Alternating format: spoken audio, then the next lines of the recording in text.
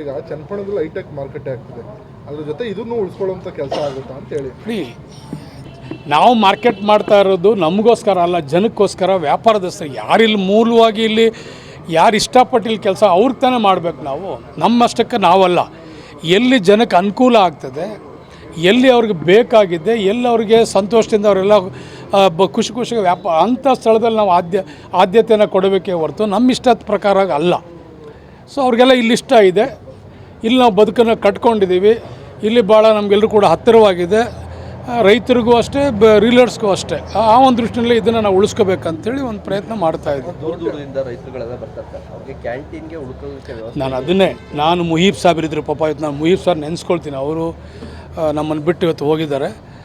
ಆ ಮುಹೀಬ್ ಸಾಹೇಬ್ರು ಆವತ್ತಿನ ತಂದು ನೋಡಿ, ಈ ರೀತಿಯೆಲ್ಲ ನಮಗೆ ಮೂಲಭೂತ ಸೌಕರ್ಯ ಯಾರು ನಮ್ಗೆ ಕೇಳ್ತಾ ಇರೋ ಸಂದರ್ಭದಲ್ಲಿ ಪ್ರಸ್ತಾವನೆ ಮಾಡಿ ಕೆಲವು ಸ್ಕ್ರ್ಯಾಪನ್ನು ಹರಾಜು ಮಾಡುವಂಥದ್ದು, ಇಲ್ಲಿರುವಂಥದ್ದು ಹೊಸ ಬಿಲ್ಡಿಂಗ್ ಕಟ್ಟುವಂಥದ್ದು, ಮತ್ತು ಇಲ್ಲಿ ಒಂದು ಮೂಲವಾದಂಥ ಕ್ಯಾಂಟೀನ್ ಬೇಕು ನಮಗೆ. ಮುಖ್ಯವಾಗಿ ರೈತರು ಹೊಟ್ಟೆ ಹಸ್ಕೊಂಡು ದೂರದಿಂದ ಬಂದಿರ್ತಾರೆ, 4 ಗಂಟೆ 5 ಗಂಟೆ ರಾತ್ರಿ ಬಂದಿರ್ತಾರೆ, ಜಾಗ ಸಿಗಲ್ಲ ಅಂಥೇಳಿ.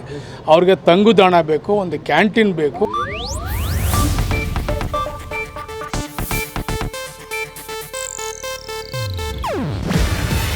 ಇದು ಏಷ್ಯಾನೆಟ್ ನ್ಯೂಸ್ ನೆಟ್ವರ್ಕ್ ಪ್ರಸ್ತುತಿ. ನೀವು ನೋಡ್ತಿದ್ದೀರಾ ಏಷ್ಯಾನೆಟ್ ಸುವರ್ಣ ನ್ಯೂಸ್.